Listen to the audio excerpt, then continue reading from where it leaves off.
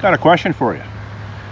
Do police, when they show up to work, do they intentionally leave their place of work knowing they're going to murder someone? That's the question that I'm posing today. They report for work, whether they're uniformed or plain clothes. They put on the necessary gear that is allotted to a police officer, and they go out with the intention of murdering someone. Now, you hear stories in the United States where, there's been police convicted of that. New Orleans, Miami, New York City, I believe in Baltimore.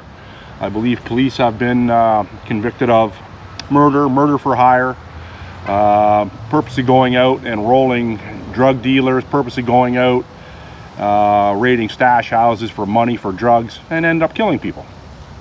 Now, would you be surprised if something like that happened in Toronto? Well, the Toronto police were involved, but it didn't happen in Toronto. It happened 128 kilometers southwest of Toronto in a small community called Port Dover, which is on the northern shore of Lake Erie, one of the Great Lakes.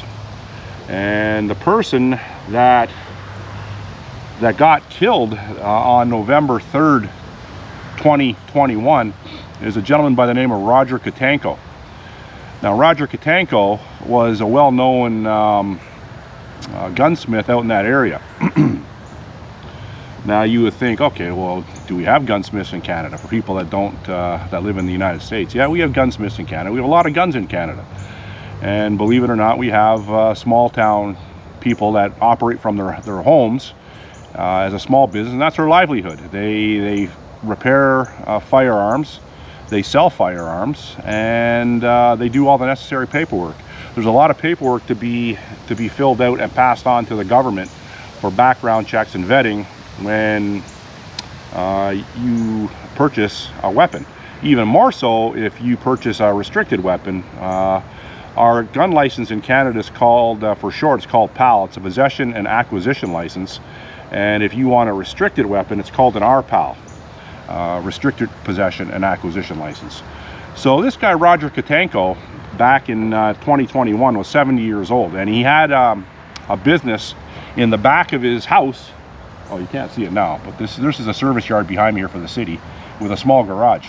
So he had a small heated garage in the back of his house off a rural road. It wasn't completely a rural setting, but it wasn't in the town. It was outside the town of Port Dover. Now, Port Dover is famous pretty much for one thing, and that's for the Friday the 13th biker jamboree. So whenever there's a Friday the 13th, bikers from all over North America, and even some come as far as away from other like internationally, and they ride their bikes to Port Dover, and it's just like you'll have riding clubs there, you'll have 1%er MCs there, and you'll have a ton of police. So the police that police that area are the OPP, the Ontario Provincial Police. I don't believe that Port Dover has their own police force. I don't believe. So on the day of November, well, let me back this up. I knew about this case. A lot of yellow jackets here.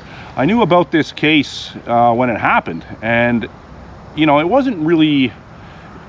Well, I watched a couple YouTube videos on it in the 4 years that have passed. I watched a couple videos about it, and it was very disturbing, very suspicious, to say the least. And I'm gonna give you some background on it, quite a bit of background on it from what I've gathered from other videos. Now, recently, I just watched a video from this guy. He's a YouTube content creator on this subject, and his channel's called Mad Lab Press. I don't know the guy's name, but I've seen him a few times, and what he goes around and he critiques the police, and he's pretty hard on the cops sometimes, most times. And it turns out he's an ex-Toronto police constable himself. He was a 24-year veteran of the force, and he's no longer a cop. I think he's having problems with the TPS. I think he's suing them. I don't know the backstory on it.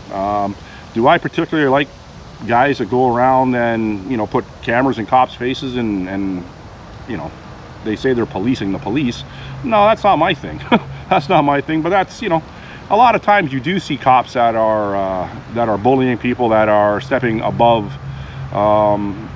you know, their legal limits. So it is good in a way that these people do that, but that's just not my thing. I'm not here to disparage the police. That's not my channel. That's not my thing. But I will say in this case, it is very, very, I'm not even going to say suspicious.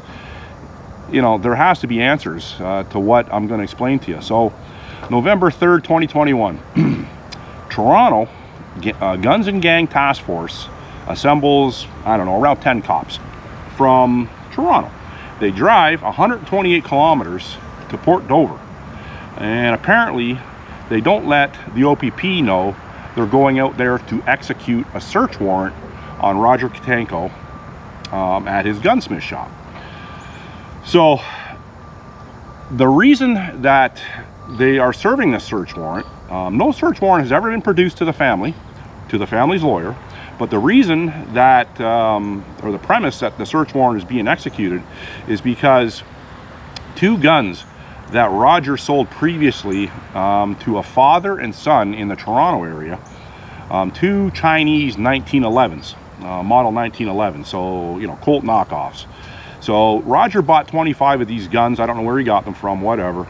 And a father came in and wanted to buy 2 guns with the closest possible serial numbers, one for him, one for his son. So this guy obviously has a restricted gun license to acquire one of these. Now, by all accounts, Roger has no criminal record. If you have a criminal record, your gun license will be pulled. So Roger has no criminal record. He has military contracts. He has police contracts to service their weapons. He's well respected within the police community, within the military community. This guy, by all accounts, is an upstanding citizen. So this guy buys 2 of these Chinese 1911s from Roger, with, you know, telling Roger that he's giving his kid one. So his kid takes these guns, apparently, takes the guns from the father. I guess he had them in a gun safe at his house in Toronto, and he sold them on the black market. So gangbangers ended up with at least one of these 1911s. Then one of these 1911s was used in the commission of a murder. So the Toronto police tracked the gun. The serial numbers were etched off the guns, but they have technology, they can recover the serial numbers, and they did that. So they traced the guns back to Roger. Now, this was during the height of COVID, so there was a lax in paperwork. There was a big delay in paperwork, and it's an antiquated system, I'm to understand, with the paperwork, but by all accounts, Roger was a dot your I's and cross your T type guy. And when you're dealing with something that's so regulated and restricted, and that's his livelihood, and by all accounts, this guy, you know, he knew what to do. So anyhow, they trace the guns and gangs, trace the guns back to Roger in Port Dover. So they assemble this team from Toronto. They drive out there, like I said. They surveil, they stake out his property for I don't know how long, a little while. Then they wait for Roger to go into his workshop, which is from here, even before that tree line back there, which isn't far from his house. And he had a customer with him. So the customer, by what has been conveyed through the internet, was a 70-year-old gentleman that was in there with a 1911 as well. That wasn't cycling. The slide wasn't cycling. So it was a cold day in Port Dover. Roger had his heater on in the garage in his workshop, and so it was a little too hot in there. So he cracked the door open. So he opened the door open. He's only got one man door and one in and out.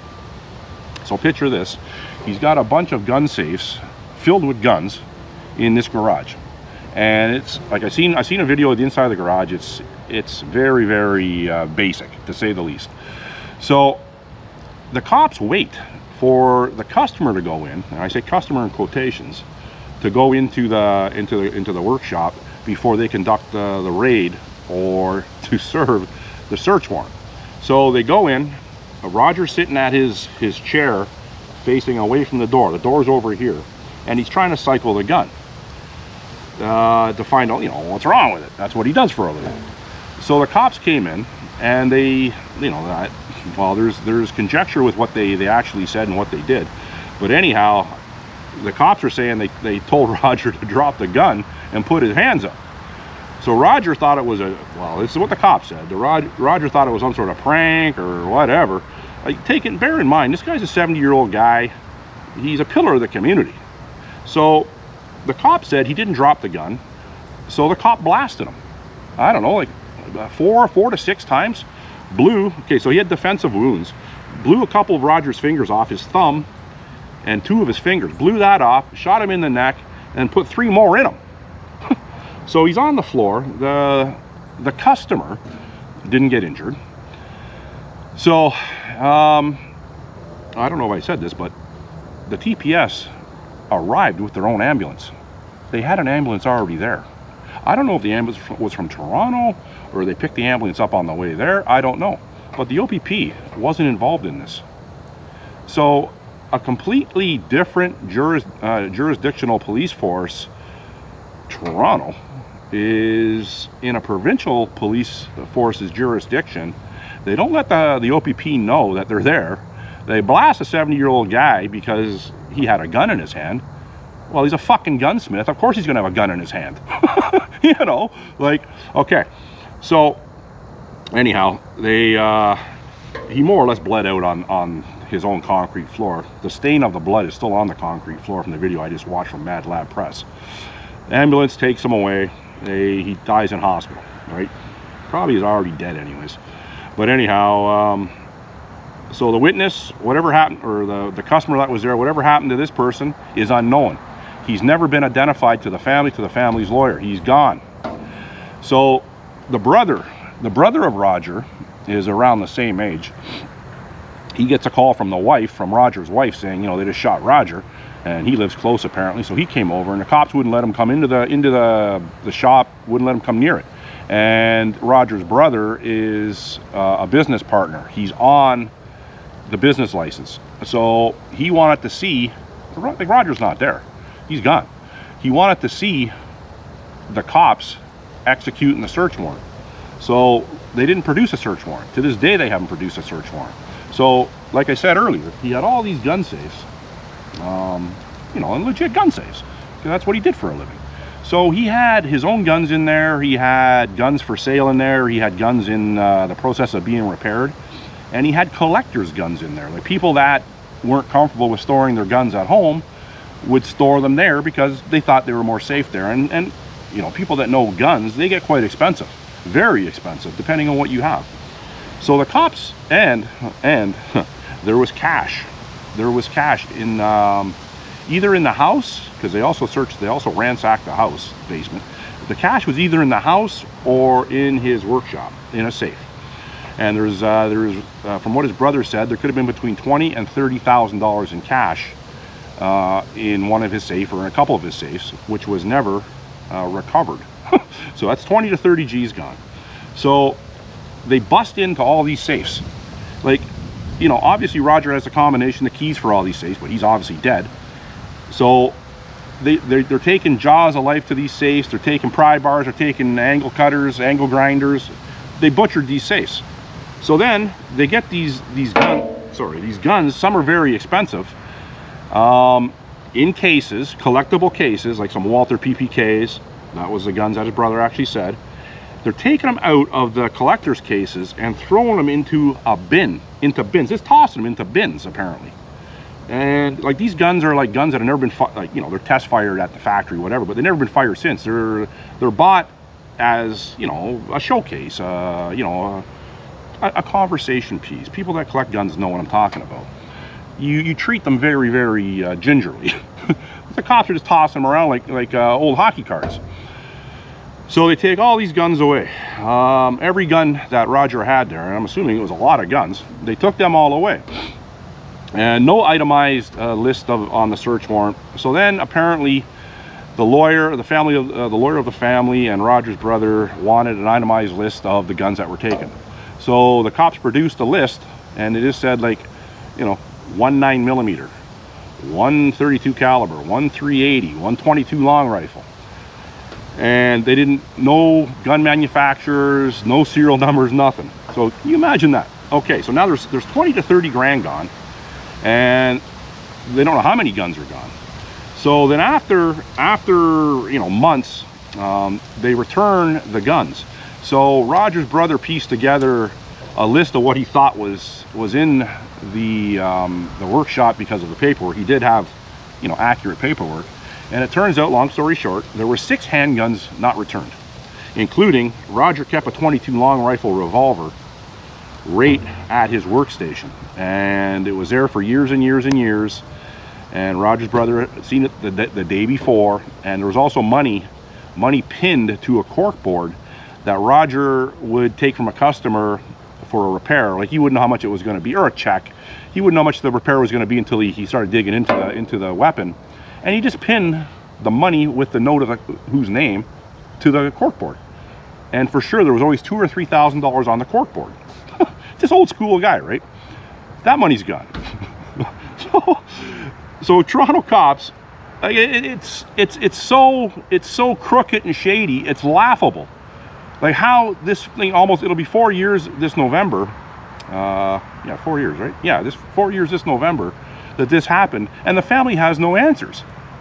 Like, you don't have to be a friggin' remotely police inclined or have any sort of investigative rationale to look at this and think, like, okay, this sounds like a murder robbery. It honestly does. The SIU, apparently, that's our Special Investigations Unit, which is supposed to be an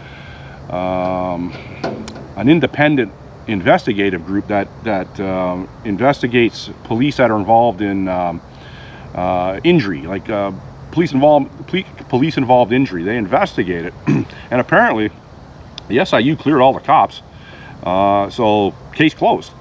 But I think there is civil litigation going on with the family, and they're suing the Toronto Police Service, naturally, you know. But this, of all the cases I've ever heard in Canada, this has got to be the most sketchy case in Canadian history. It's got to be, in my lifetime.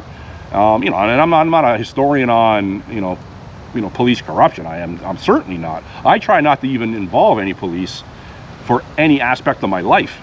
Now, doing this video, obviously, it's going to involve a little notoriety for me with regards to the police, and, you know, I'm just stating what has been conveyed many times through interviews, and what I'm stating today is mostly conveyed right from Roger's brother.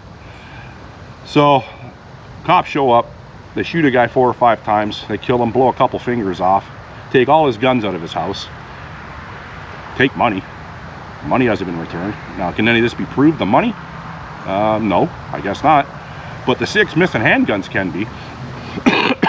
So now, let's get back to the customer that was there. No one knows who this customer is. Okay? No one knows who the father and who the son was, those original Chinese 1911s who purchased them. No one knows who they were. So were they prominent people? Were those 2 people prominent people? And the son fucked up and he sold 2 guns on the black market, because you can get a lot of money for a black market a handgun. A lot of money. You know, 5 to 10 grand for a handgun. You know, for a little punk kid that is broke, and he sees his dad's got a gun collection, and he needs money to go get drugs or alcohol or to impress a girl or make a BMW payment. He's going to go into his dad's safe and take 2 guns because he knows he can sell those guns. It's like a bar of gold in Canada. In States too, I guess. More, but you get more for them up here. I don't know personally. I just know from word of mouth and whatever. So, those 2 people's names are not known to the family and the family's lawyer.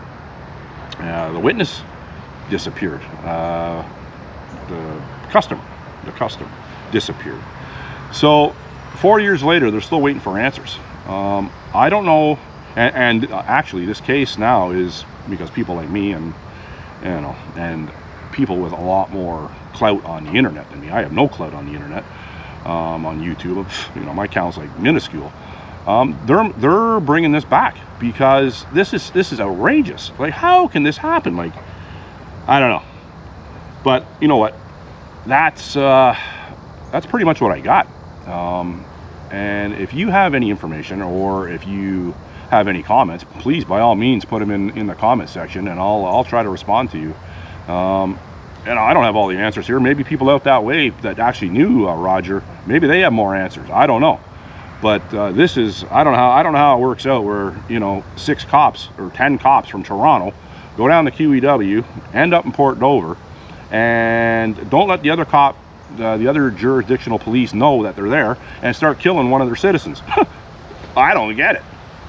You know, he had a gun in his hand, dropped the gun. Yeah, he's a gunsmith, of course. Why wouldn't you just wait until he left, got in his car, and pulled him over? Why wouldn't you just go knock on his door in his house and say, listen, I'm a policeman? You can see all the cop cars out front. This guy is not a criminal. He deals with police on a daily basis with their own guns. He had military contracts. There's military people there. So, is it an execution? It looks like it to me. What say you? Anyhow, Dewey Roams is not roaming too far today, but he's getting something off his chest with regards to what the Toronto Police Service did. Anyhow, enjoy the rest of your day. Thanks for watching. Bye.